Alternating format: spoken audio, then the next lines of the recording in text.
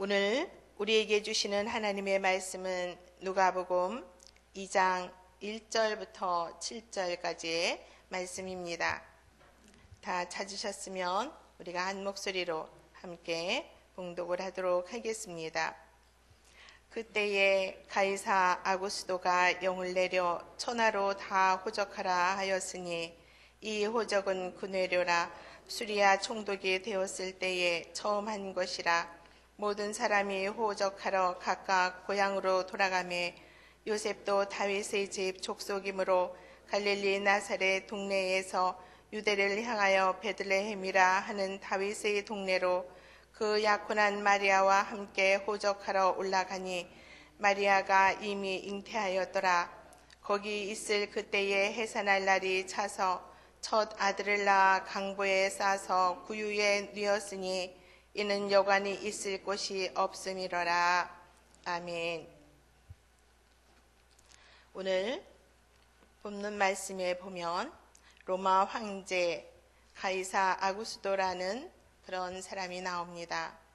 가이사 아구스도는 주후 14년까지 황제의 자리에 있었던 사람으로 또 다른 개인의 이름을 가지고 있는데 가이우스 옥타비아누스 카이사르라는 이름을 가지고 있기도 한 사람입니다.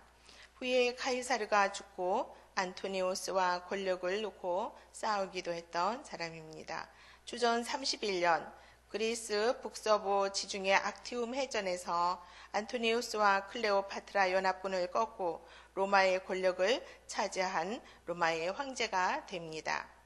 오늘 우리가 본 누가복음에서는 예수 그리스도의 탄생의 사건을 역사의 한가운데서 일어난 사건과 연관시켜서 예수 그리스도가 탄생한 것을 말씀을 하고 있습니다. 오늘 본문의 말씀에 보면 이 아기는 예수 그리스도는 말씀이 육신이 되어 인류를 구원하기 위해서 탄생한 역사적인 사건이고 그리고 역사적인 일이라는 것을 말씀하고 있다라는 것이죠. 그래서 우리는 오늘 아기 예수님의 탄생에 대해서 살펴보도록 하겠습니다. 첫 번째를 보면 아기 예수님의 탄생은 역사의 중심에서 말씀을 이루면서 태어난 사건이다라고 말씀을 드릴 수가 있습니다. 1절에 보면 아까도 얘기한 것처럼 그때에 아구스도가 영을 내려 천하로 다 호적하라 하였으니 라는 말이 나옵니다.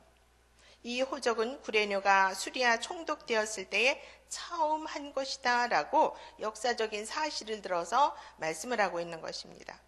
그래서 나사렛에 살던 요셉도 마리아를 데리고 호적을 하러 고향 다윗 동네 베들레헴으로 올라갑니다.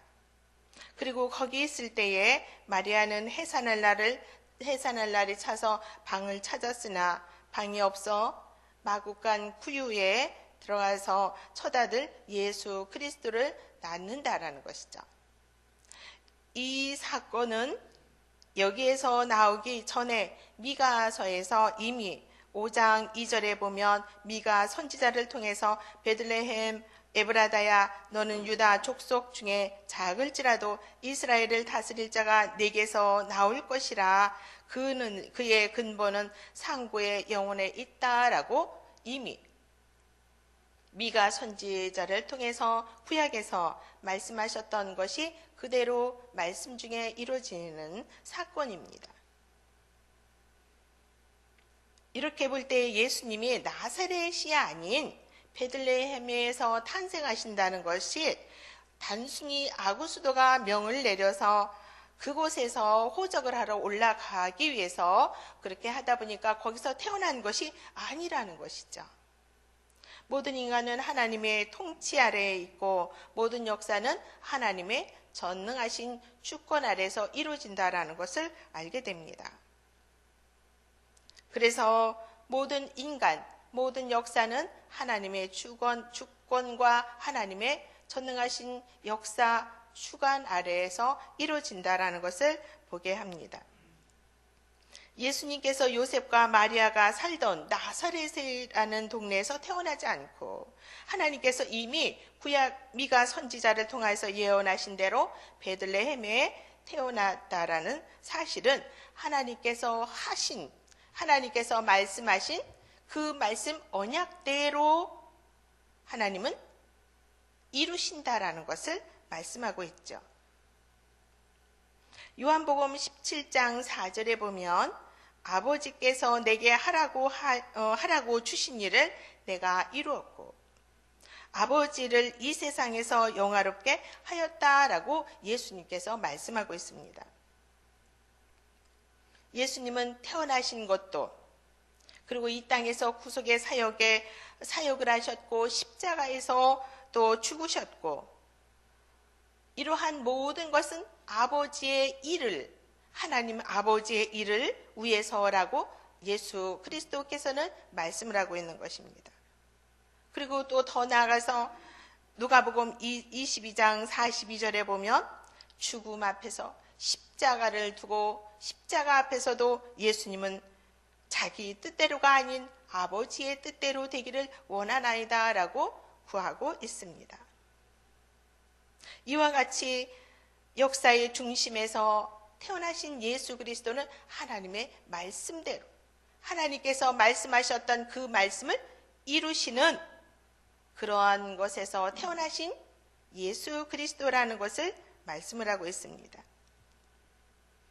두 번째를 보면 예수님의 탄생은 동정녀 마리아에게서 태어난 것을 말씀하고 있습니다. 동정녀 마리아에게서 탄생하신 예수님은 다윗의 후손으로 이미 창세기 때부터 약속되어진 메시아에 대한 언약이고 유대인의 왕으로 오신다라는 말씀을 그대로 이루고 있습니다. 그래서 마태복음 1장 24절 25절에 보면 아들을 낳기까지 동침하지 아니하매 나음의 이름을 예수라 하라고 말씀하고 있습니다. 여기에서 말씀하신 예수님은 동정녀 마리아에게서 탄생한 사람에 의해서가 아니라 하나님에 의해서 하나님의 말씀대로 태어나신 것을 탄생하게 된 것을 말씀을 하고 있습니다. 누가복음 2장 5절에서 또 말합니다. 여기에서 보면 마태복음하고 누가복음에 대해서 예수님의 탄생에 대해서 말씀하신 것이 조금 달리 표현을 하고 있습니다. 마태복음에서는 아들을 낳기까지 요셉이 마리아와 동침하지 아니했다라고 말씀하셔서 예수님께서 요셉과 마리아가 결혼한 후에 탄생한 것으로 기록을 하고 있습니다. 그리고 자세히 또 누가복음 2장 5절에 보면 그 약혼한 마리아와 함께 호적하러 올라가니 마리아가 이미 잉태하였더라라고 오늘 본문에서 말씀하고 있는 것을 봅니다. 이렇게 볼 때 예수님이 탄생하기 전까지 누가복음에서는 요셉과 마리아가 혼인하지 않은 것으로 기록을 하고 있습니다. 그러면 이렇게 마태복음과 누가복음에 조금 표현이 달리 되어 있는 것은 어떤 뜻이냐? 누가복음 저자인 누가는 이러한 예수님의 탄생에 대해서 동정녀 탄생이라는 것을 더 강조하기 위해서 이렇게 표현을 하고 또 기록하고 있는 것을 보게 됩니다. 누가복음의 저자인 누가가 동정녀 탄생을 강조한 것은 첫 번째로 창세기 3장 15절 말씀을 원복음이라고 하죠. 그래서 원복음에는 하나님이 하와를 낀 뱀을 향하여서 말씀하신 말씀으로 내가 너로 여자와 원수가 되게 하고 네 후손도 여자의 후손과 원수가 되게 하리니 너는 여자의 후손은 네 머리를 상하게 할 것이요 너는 그의 발꿈치를 상하게 할 것이니라 라고 말씀을 하고 있습니다. 이 말씀에서 예수님은 원죄의 유전을 이어받은 분이 아니다라는 것을 말씀을 하고 있죠. 죄가 없으신 분이다라는 것을 말씀을 한다는 것입니다. 따라서 예수님은 사람에 의해서 태어난 분이 아니고 동정녀 마리아에게서 태어나셨다라는 것을 그러한 말로 증거를 하고 있습니다. 둘째로 보면 예수님에 대해서 요한복음 1장 1절에서도 또 말씀을 하고 있습니다. 태초에 말씀이 계시니라. 이 말씀이 하나님과 함께 계셨음에 이 말씀이 곧 하나님이시다라고 말씀을 하고 있습니다. 여기에서 보면 예수님은 가장 완전한 인간이시며 가장 완전한 하나님이시다라는 것을 말씀을 하고 있습니다. 이와 같이 오늘 본문에서 말씀하셨던 것처럼 예수 그리스도 예수님은 동정녀 마리아에게서 탄생하셨다라는 것입니다. 세 번째를 보면 예수님은 구유에서 태어나셨다라고 말씀을 합니다. 예수님이 태어난 곳이 짐승이 거하는, 짐승이 있는 사는 그런 구유, 외양간에서 태어나셨다라고 말씀을 합니다. 만왕의 왕으로 오신 예수님, 하늘과 땅의 권세를 가지고 태어나신 예수 그리스도께서 짐승이 사는 또 구유에서 태어나셨다라고 말씀을 하시는 것을 통해서 우리가 오늘 살펴보아야 될 교훈의 말씀은 첫 번째는 예수님의 겸손입니다. 예수님은 가장 완전한 하나님이시고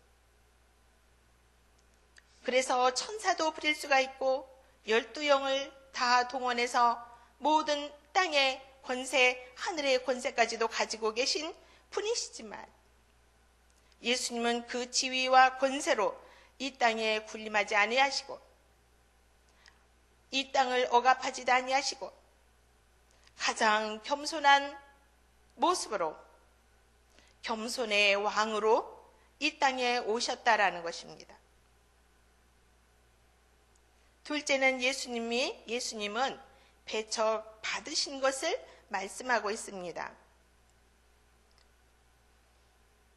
단순히 방이 없어서가 아니라 단순히 여기서도 어떻게 하다 보니까 명절 때 호적하러 사람들이 많이 올라오다 보니까 그곳에 방을 구할 곳이 없어서 거기 마구간까지 같이라는 것이 아니라 예수님의 배척에 대해서 그렇게 말씀을 하고 있는 것이죠. 예수님은 아버지 요셉의 고향에서 태어나셨어야 할 것입니다. 그럼에도 불구하고 아까 얘기했던 것처럼 아구스도의 영에 의해서 그렇게 단순히 그렇게 때문에 베들레헴으로 간 것이 아니라 하나님의 말씀에 의해서 하나님의 말씀을 이루기 위해서 베들레헴에서 태어나셨다라고 이야기를 했습니다. 그것은 예수님이 구유에 태어나신 것은 자기 고향, 자기 백성에게 앞으로 배척받으실 것이다 라는 것을 암시하고 있는 말씀이기도 한 것이라는 것이죠. 그래서 주님은 이 세상에서 배척받기 위해서 메시아의 삶을 살기 위한 그렇기 때문에 구유에서 태어나셨다라는 말씀입니다. 오늘 여기에서 저와 여러분들은 주님의 뒤를 따르는 제자들로의 삶을 살아가고 있는 사람들입니다. 이제 내일이면 이제 또 명절을 맞이해서 저와 여러분들이 각각 고향을 찾아서 부모님을 또 형제가 있는 곳으로 또 함께 부모님과 형제들과 시간을 갖게 될 줄로 압니다. 우리는 오늘 여기에 본문 말씀을 통해서 살펴보건대 저와 여러분들은 그리스도의 증인들로 참된 주님의 제자들로 이제 주님의 뒤를 따르며 살아가는 그리스도인들로 오늘 본문 말씀인 예수님의 탄생에 대해서 또 우리가 그 말씀을 살펴보면서 교훈을 삼아야 될 것은 부모님들과 이제 형제들과 또 일가 친지들과의 관계 속에서 어떻게 살아가고 있는지를 한번 살펴봐야 될 것입니다. 그런 마음들을 한번 가져보았으면 좋겠습니다. 제가 어떤 분을 향하여서 예수 믿으시나요? 교회 나오세요. 그렇게 한번 권면해 드렸던 적이 있습니다. 제가 한 번은 그런 말을 듣고 충격을 받았던 것은 그런 말씀 꺼내지도 마세요. 대뜸 그러시는 거예요. 제가 깜짝 놀랐어요. 왜요? 그랬더니 자기 형님이 목사님이시라는 거예요. 제가 2번 그런 얘기를, 충격적인 얘기를 들었어요. 그리고 한 분은 또다시 자기 아는 형님이 장로님이라고, 그것도 큰 교회의 장로님이신데 그렇게 얘기를 하시면서 예수 믿으란 말 꺼내지도 마세요. 그런 얘기를 하시는 거예요. 그래서 아니 무슨 일이 있으신데요? 그랬더니 예수 믿는다라는 것 때문에 무슨 가족들과의 행사에서도 오지도 않고, 형제들, 근데 그분들은 이제 다들 부모님들이 믿지 않으시기 때문에 제사건으로 이제 제사 지내는 것 때문에 서로 의견이 다투다 보니까 왕래를 안 하신다라는 거예요. 그래서 그런 것들 때문에 형제들과의 의가 상하여서 왕래를 안 하고 그렇게 하신다라는 것을 그분 얘기를 통해서 제가 두 사람의 말을 듣고 놀란 적이 있었습니다. 오늘 본문 말씀을 묵상하고 또 준비하면서 제가 그런 분들의 마음이 또 떠올랐고 생각이 났습니다. 저와 여러분들은 각자의 삶에서 장로로, 또 목회자로, 권사로, 안수집사로, 또 집사로, 예수 믿는 그리스도인들로 성도로 불려지며 지금까지 신앙생활을 하고 왔습니다. 부모님, 믿지 않는 부모님들 때문에, 믿지 않는 형제 때문에 의가 상해서 제사 문제로 명절 때마다 다툼이 있어서 그래 너희 편한 대로 너는 너네대로 하고 우린 우리대로 하마, 그렇게 합시다 라고 계시는 분들 있으십니까? 각자 편하게 자기네 위치에서 그냥 그렇게 지내자라고 하시는 분들이 혹여 있으십니까? 저와 여러분들은 오늘 예수님이 후유에서 탄생하셨던 것이, 혹여 예수 믿는 것 때문에 배척을 받기 위한 그러한 모습으로 예수님이, 겸손의 모습으로 예수님이 오셨다라는 것을 우리가 한번 그런 것들을 마음에 생각하시고 또 한번 우리가 또 생각을 해야 될 걸로 생각이 됩니다. 따라서 우리는 이러할 때에 명절 때만 형님, 명절 때만 그렇게 생색내는 것이 아니라 평소에 주님의 모습으로 더 많이 부모님들에게, 더 많이 형제들에게 섬기며 베풀며 사랑하실 수 있는 저와 여러분들이 되어야 될 것입니다. 그래서 예수님께서 친히 가장 낮은 짐승이 사는 구유에서 태어나셨고 그 배척의 길을 그리스도의 메시아의 삶을 살으셨던 것처럼 혹여 여러분들이 예수 믿는 것 때문에, 예수 믿는다는 것 때문에 배척을 받을 수도 있습니다. 그리할지라도 저와 여러분들은 삶에서 주님의 제자의 모습으로 살아가야 합니다. 예수님이 배척받으셨던 것처럼 배척받을 수도 있을지라도 주님의 겸손과 사랑을 전하며 실천하며 살아야 할 것입니다. 그것이 그리스도인에게 예수님이 원하시고 바라시는 모습일 것입니다. 삶에서 그리스도인의 모습을 보여줘야 되고 삶으로 우리가 주님을 증거하는 사람들이 되어야 할 것입니다. 우리 교회의 비전, 문장 다 아시죠? 다 같이 한번 해보겠습니다. 하나님의 말씀이 점점 하나님 말씀에 거룩한 리더십으로 그리스도인의 삶과 세계를 변화시킨다. 다시 한번.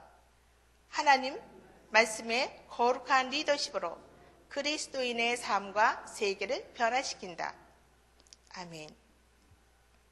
저와 여러분들이 늘 생각하고 또 말하는 우리 교회의 비전, 하나님 말씀의 거룩한 리더십으로 그리스도인의 삶과 세계를 변화시킨다. 그렇습니다. 삶으로 전도하는 것입니다. 우리 올해 한 사람이 한 사람을 전도하자라는 전도 표제를 가지고 또 기도하며 VIP를 위해서 기도하고 있습니다. 이 말 기선을 삶으로 실천하자 합니다.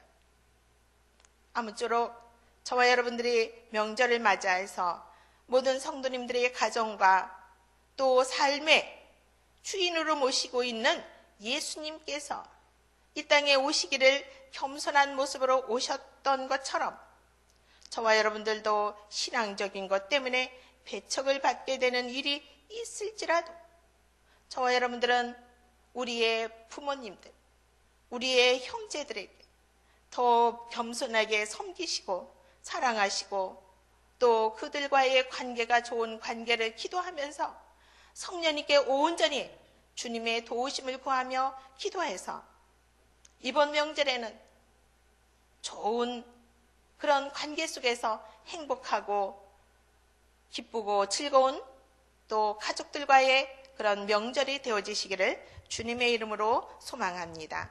다 같이 기도하시겠습니다.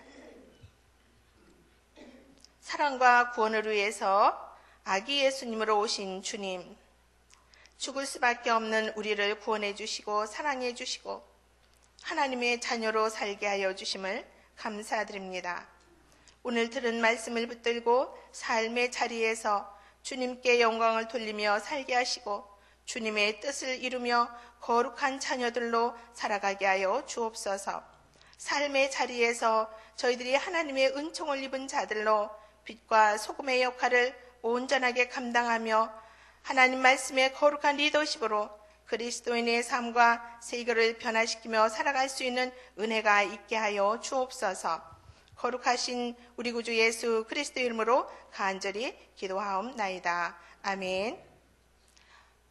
공동 기도문 4번입니다. 봉사. 우리에게 서로 사랑하는 마음을 더욱 부어 주옵소서. 교회 안의 작은 교회들을 넉넉하게 축복하옵소서.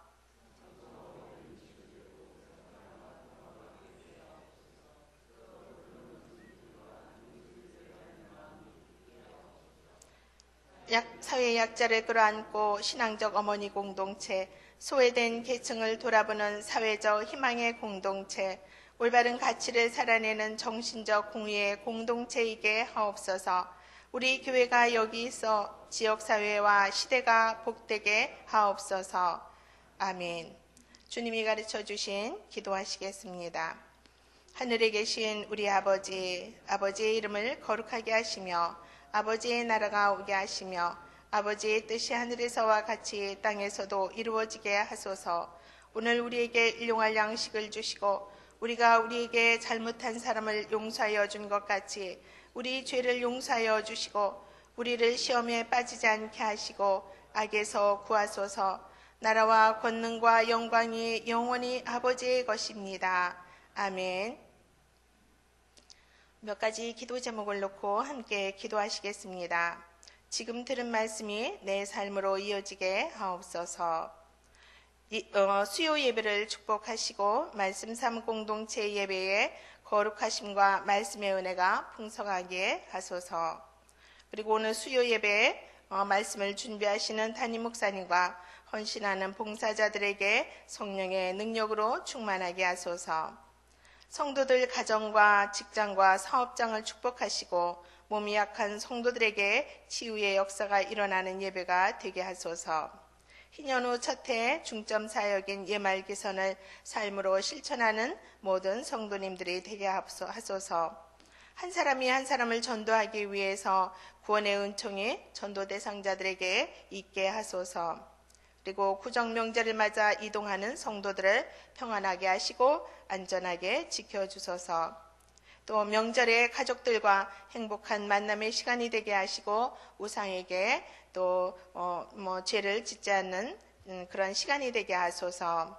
위에 이러한 기도의 제목을 가지고 기도하시고 여러분들이 각자 가지고 나오신 기도 제목을 아뢰신 후에 삶의 자리로 돌아가도록 하겠습니다. 주여 한번 부르고 함께 기도하시겠습니다. 주여,